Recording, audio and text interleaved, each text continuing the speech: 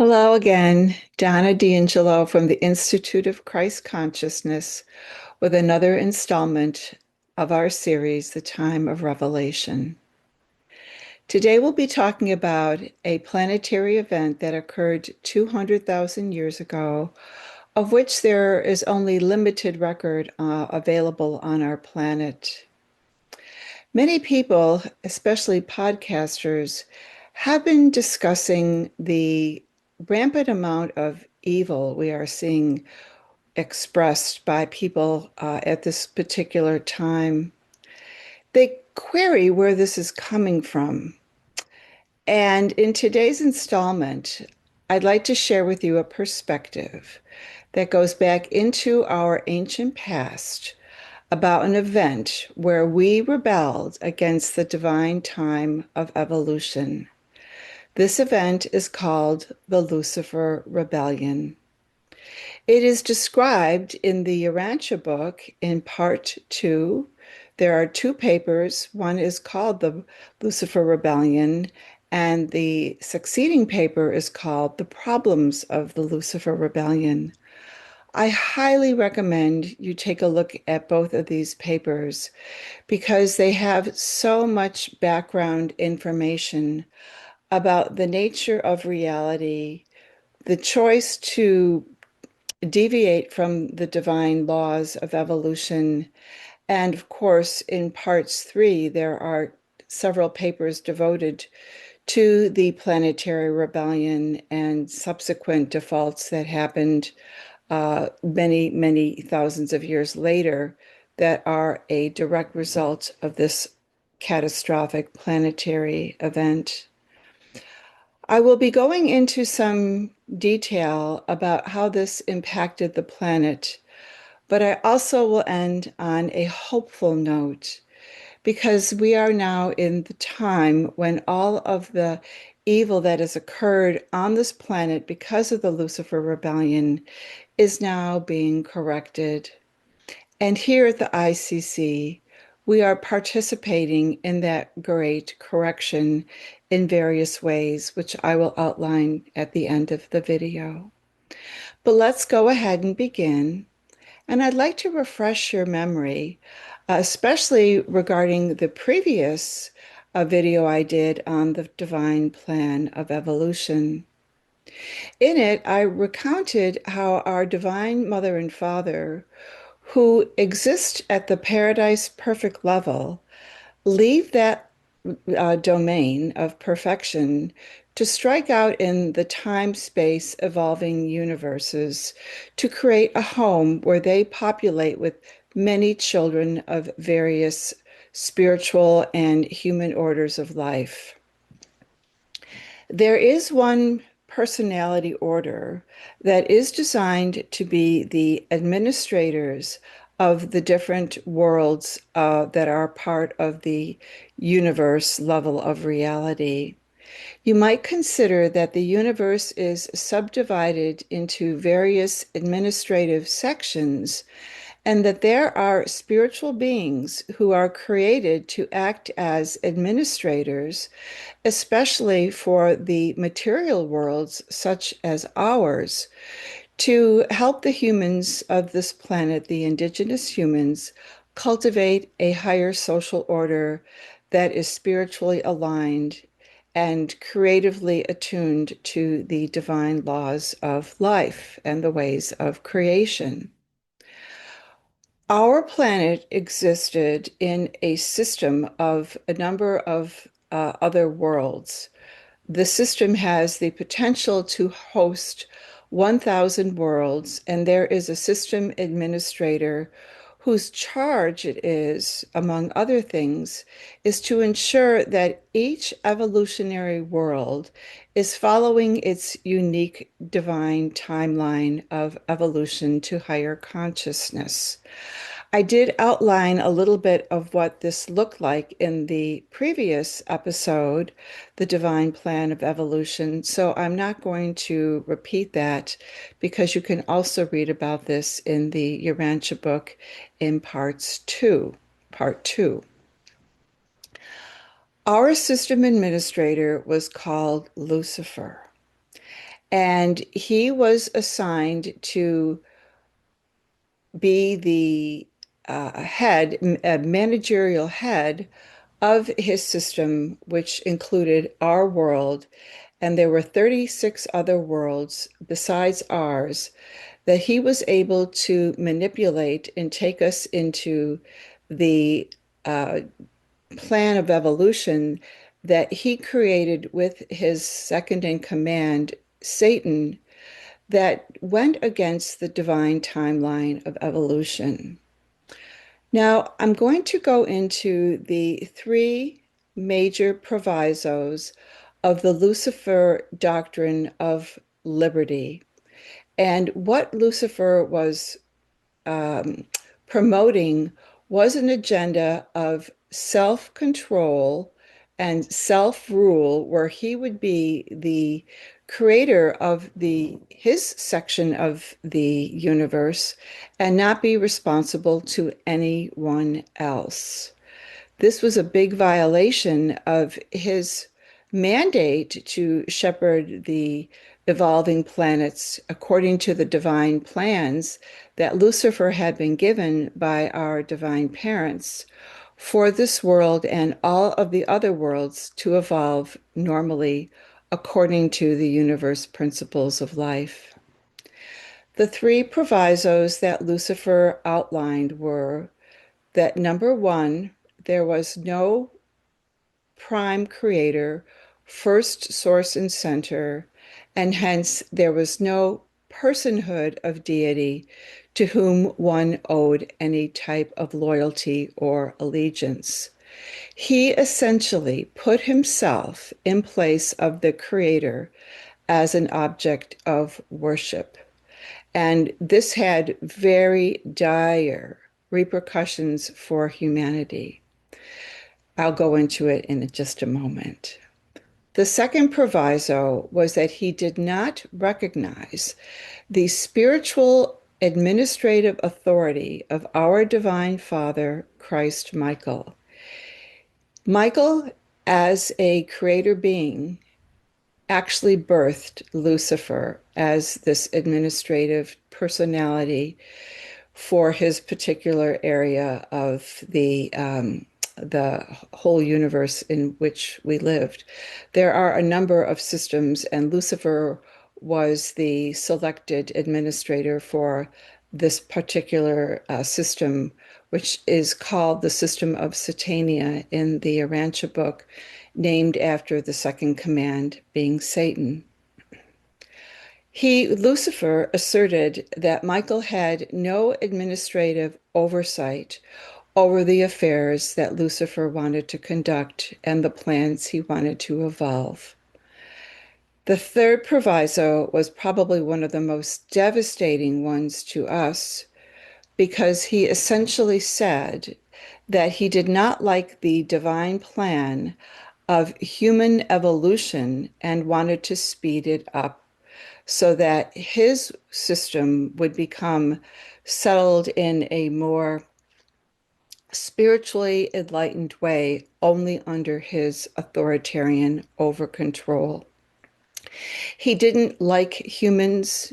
He did not care for how long it took for humanity to evolve into this higher ascendant person who was operating and living more in Christ consciousness.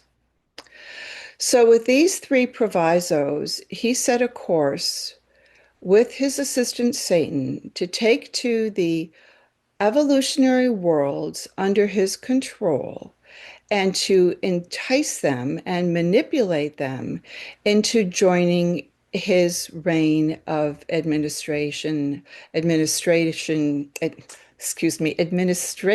deviation from the divine plans of evolution. Lucifer asserted, since there was no first source and center creator, that all loyalty and obedience should be directed toward him. And he also asserted that because there was no administrative over control from the higher realms, that Lucifer could do whatever he wanted in his universe that would have no repercussions on anything else. He essentially compiled a dogma of self-centeredness, where he was the one in charge and everyone had to be obedient to his rule of law and the plans that he was creating. And he did not take into account the feelings or the function of humans who, as very primitive beings, needed a very firm and loving hand to guide us along our evolutionary path. His manifesto was basically one of self-centeredness and self-serving. When Satan brought these plans of deviation from the divine plan to our planet Urantia, we also had a planetary manager who was of the same order as Lucifer, and his name was Caligastia, and we now know him as the devil. Caligastia didn't agreed with Lucifer and Satan about these plans of evolution. So he decided to follow Lucifer in this path of deviating and doing his own thing to develop this planet according to the way he saw fit instead of the divine plans of evolution. Now, keep in mind that the divine plans of evolution are perfect. They are designed to evolve over a long, long period of time.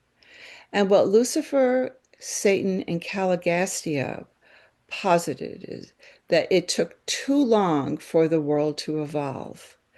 And because it took too long, their plan was one of acceleration. Now, in this plan, there was a civilization on our planet that began about 500,000 years ago when Caligastia first came to this planet to act as the unseen administrative head from the spiritual perspective.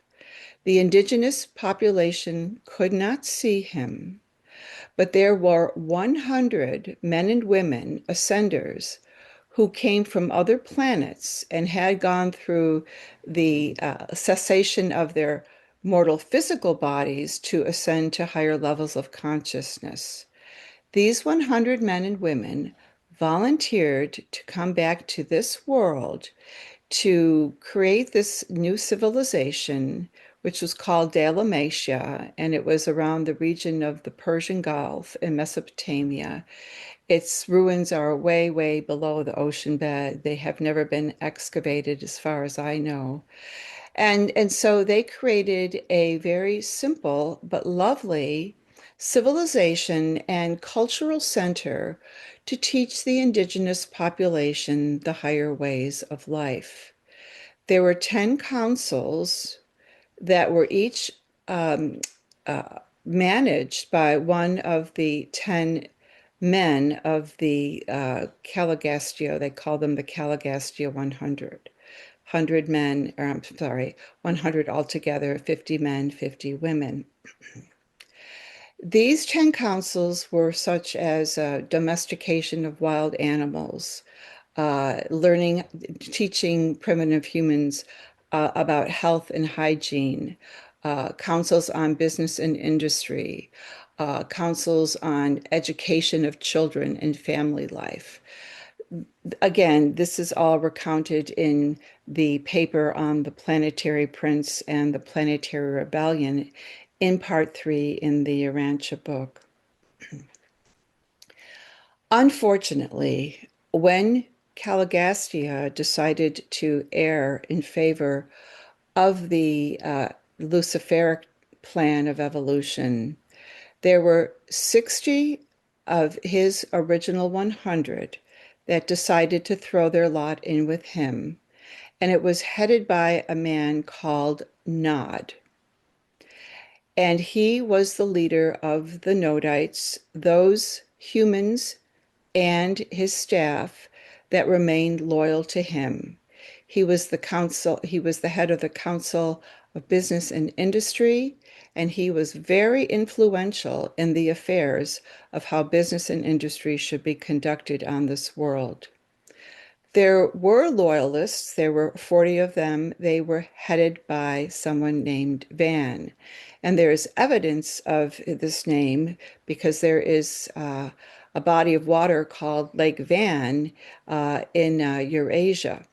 So there are some very long-standing, what you might call myths and fables about this time still in our planetary culture.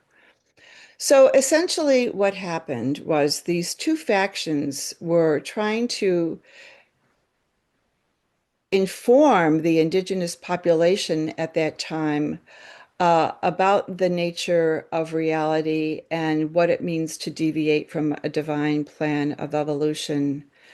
Now, you might ask the question, well, if Lucifer was a spiritual being, why did he choose to rebel? And here is a very important fact to consider. Deity creates personalities who are perfect.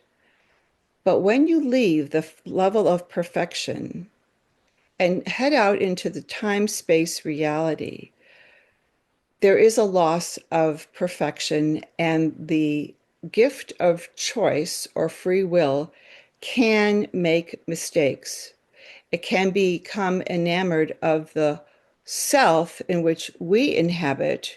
Some of us call that the ego mind. So, in terms of Lucifer, Satan, and Caligastia, they became enamored of their power, their personalities, and they negated the presence of the first source and center and the Creator Father and Divine Mother Spirit that is a part of all reality in which we live. So just give me a moment to collect my thoughts here because this is such a big topic. And I have so much information, but I'm trying to distill it in a way that's easy to understand, especially if you're hearing this for the first time.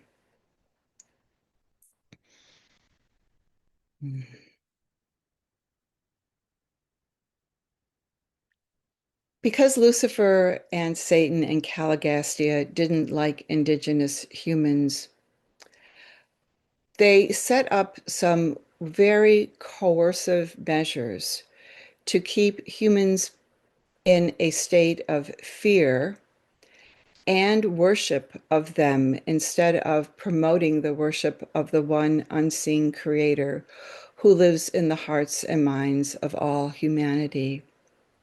They promoted an agenda of false liberty where you can do whatever you want and there are no repercussions against anyone else. This is very antithetical to the divine laws of life because our Creator, in divine love, divests deity of the ability to be its own pre-existent self. God gives us the right to be our own individuated selves in this larger picture of humanity and the greater cosmos in which we all live. Lucifer negated that. And because Lucifer was a highly intelligent spiritual being, he also understood the laws that govern consciousness. And what he did on this planet, along with Satan and Caligastia, was interfere with the way our consciousness functions. They inverted it. And so instead of being on an ascension trajectory, which is the normal divine plan of life, they set us out on a course of destruction, decay, and eventual death. The ways of sin are death, and they were sinful in what they did to pervert the divine plan of evolution on this world. The head of the rebels, Nod, the head of the Nodites. This is another very interesting chapter in our history.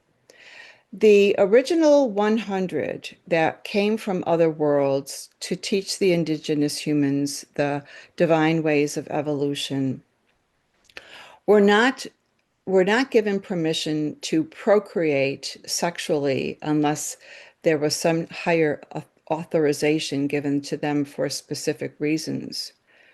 Caligastia negated that and told them, the 60 loyalists headed by Nod, to begin creating a race that would be loyal to Lucifer.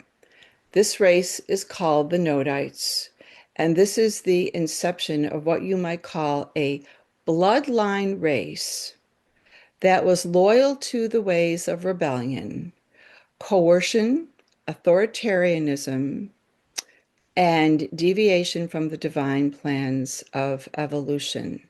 And this is still playing out on our planet after 200,000 years of evolution.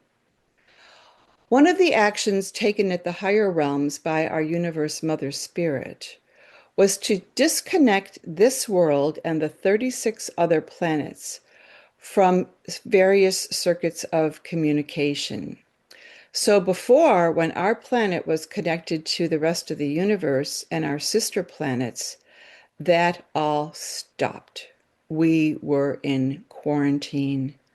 One of the reasons for the quarantine was so that the rebellion could not um, fester out into other realms. They wanted to stop it from spreading because it is a very insidious event that happens throughout the universe. It doesn't happen very often, but there are those spiritual beings who somehow get it into their heads that they are the ultimate creators and therefore want to be the ultimate source of worship and deification. So, over the years, basically what happened was the civilization of Dalmatia could handle some of the liberties that Lucifer gave to the indigenous humans. For example, using your free will, they were able to manifest things at will because this is part of our divine inheritance.